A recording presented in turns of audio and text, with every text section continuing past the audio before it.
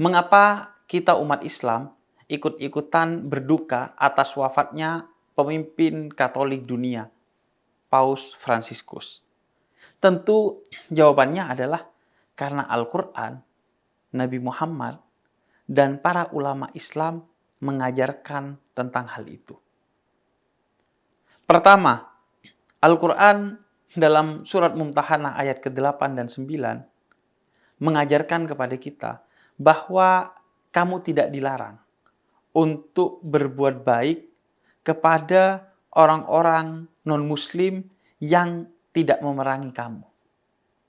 Dan Paus Fransiskus jelas bukan hanya tokoh Katolik yang tidak memerangi kita, namun ia justru memerangi orang-orang yang memerangi kita atas nama kemanusiaan dan keyakinan kekatolikannya. Ia hingga akhir hayatnya terus memerangi orang-orang yang memerangi Muslim dan Katolik di Gaza. Ia memerangi orang-orang yang memerangi Muslim dan manusia secara umum di berbagai belahan dunia.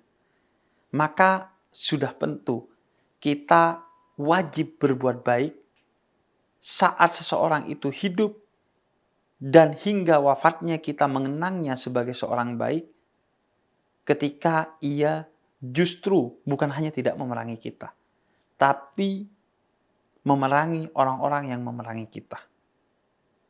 Kemudian yang kedua, dalam Al-Quran surat Al-An'am ayat 108 Allah katakan bahwa jangan kamu menghina sesembahan orang lain dari non-muslim. Jangan pula kita menghina sosok-sosok atau apapun yang dihormati, dimuliakan, dan dikultuskan oleh orang-orang non-muslim atau bahkan orang-orang yang tidak beragama dan tidak bertuhan sekalipun. Karena itu akan membuat dia juga menghina sesembahan kita, orang-orang dan hal-hal yang kita muliakan, sehingga kemudian agama yang awalnya diturunkan dari langit untuk cinta kasih dan perdamaian justru menjadi sarang kebencian dan permusuhan. Dan Paus Fransiskus tentu adalah sosok yang paling dihormati oleh orang-orang Katolik di seluruh dunia semasa hidupnya sebagai pemimpin tahta suci Vatikan, sehingga kita juga wajib menghormatinya bukan hanya saat hidup hingga wafat sebagai bentuk untuk menjaga hubungan baik, persaudaraan, dan perdamaian dengan saudara-saudara kita yang Katolik sebagaimana dipesankan dalam ayat Al-Quran. Dan yang ketiga, Al-Quran mengajarkan kepada kita untuk ta'awanu 'alal birri wat taqwa. Berlomba-lombalah dalam kebaikan, apapun kebaikan itu. Dan dalam ketakwaan sebagaimana diajarkan Islam. Ketakwaan spesifik dalam konteks Islam, tapi kebaikan itu tidak terbatas pada satu agama. Kebaikan bisa jadi adalah titik temu di antara perbedaan agama. Karena cinta memang tidak memiliki agama, tapi semua agama mengajarkan tentang cinta. Islam dan Katolik berbeda dalam ketakwaan, tapi keduanya sama-sama dalam kebaikan, dalam misi perdamaian, misi kemanusiaan, dan nilai-nilai kebaikan universal dan luhur lainnya. Salah satunya, Imam Besar, Grand Sheikh Al-Azhar, Syekh Ahmad Thayyib, dan Sri Paus Fransiskus beberapa tahun yang lalu menandatangani dalam konteks kerjasama kebaikan di antara dua agama, yaitu Katolik dan Islam, satu dokumen yang disebut sebagai Human Fraternity, dokumen persaudaraan kemanusiaan untuk perdamaian dan persaudaraan bersama. Maka Paus Fransiskus adalah mitra strategis dan besar serta mulia bagi kita dalam persaudaraan dan perdamaian. Dan karena itu, kita wajib menghormatinya saat hidup hingga wafatnya. Karena dipesankan oleh Al-Quran agar kita bermitra dengan siapa saja dalam kebaikan, dan karena dia adalah mitra kita dalam kebaikan, ketika ia wafat, ia harus dikenang sebagai sosok yang baik oleh kita. Salah satunya dengan ikut berduka atas wafatnya mitra strategis, mulia dan besar kita dalam perdamaian dan persaudaraan. Kemudian yang keempat, Al-Quran mengajarkan kepada kita fastabiqul khairat. Berlomba-lombalah dalam kebaikan. Dan Paus Fransiskus adalah seorang yang sangat mengedepankan kebaikan, bukan hanya intra Katolik, tapi antar Katolik dengan agama-agama lainnya, bahkan dengan orang-orang yang tidak beragama dan ateis sekalipun. Salah satunya, misalnya, Paus Fransiskus di salah satu Kamis Putih pernah mencium kaki imigran Muslim sebagai bentuk penghormatan beliau kepada Islam dan orang Islam. Bahkan kita sendiri, Muslim Indonesia, memiliki pengalaman tentang penghormatan Paus Fransiskus kepada kita dengan simbol beliau mencium tangan dan mengelus-eluskannya ke pipi dari seorang imam besar Masjid Istiqlal yang sekaligus saat ini menjadi Menteri Agama Republik Indonesia, yaitu Profesor Dr. Nasaruddin Umar. Beliau menghormati salah satu tokoh Islam di Indonesia. Karena itu, kita diajarkan oleh Al-Quran. Kita harus berlomba-lomba dan menjadi yang terdepan serta pemenang dalam kebaikan. Dan lantaran Paus Fransiskus telah menunjukkan kebaikannya kepada kita, kepada agama kita, dan tokoh-tokoh Muslim yang kita hormati dengan mencium kakinya, mencium tangannya, mengelus-eluskan tangan seorang tokoh Muslim ke pipinya, maka kita harus lebih depan, lebih unggul, menjadi pemenang dalam kebaikan ini, salah satunya dengan menghormati Paus Fransiskus bukan hanya saat hidup, tapi ketika beliau telah wafat dengan ikut berduka atas wafatnya beliau. Kemudian yang kelima, sebagaimana diteladankan dan diajarkan oleh Nabi Muhammad. Ketika seorang Yahudi wafat dan jenazahnya digotong melewati depan masjid Nabi Muhammad, Nabi Muhammad kemudian turun dari mimbarnya, keluar ke depan masjidnya, dan juga mengheningkan cipta sebagai bentuk penghormatan jenazah seorang Yahudi biasa saja, bukan tokoh yang lewat di depan masjidnya Nabi Muhammad.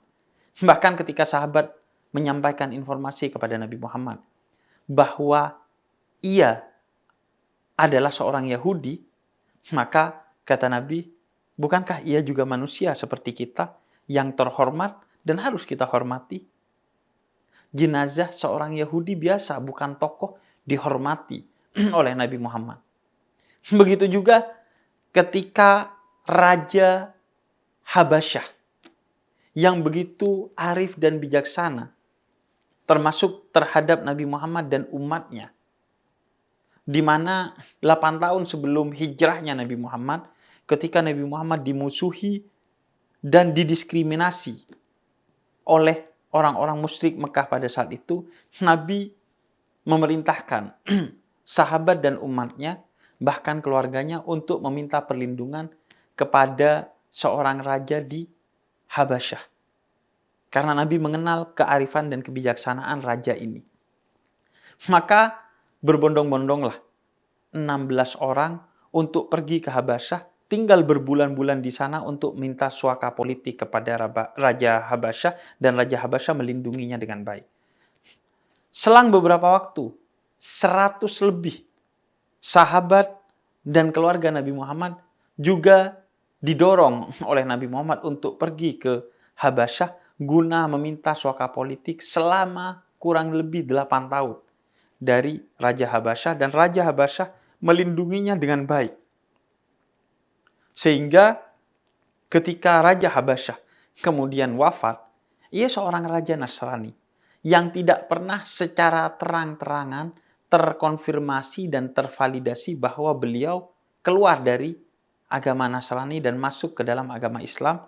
Namun Nabi diriwayatkan bersedih atas wafatnya Raja Habasyah karena beliau adalah sosok yang baik.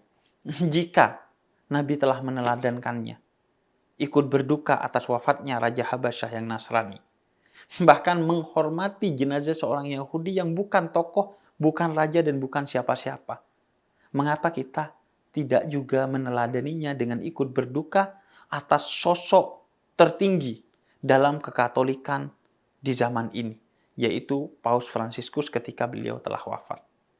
Dan yang keenam, Nabi mengajarkan kepada kita melalui satu perkataan yang dinisbatkan kepada Sayyidina Ali bin Abi Thalib, bahwa kita semua adalah saudara.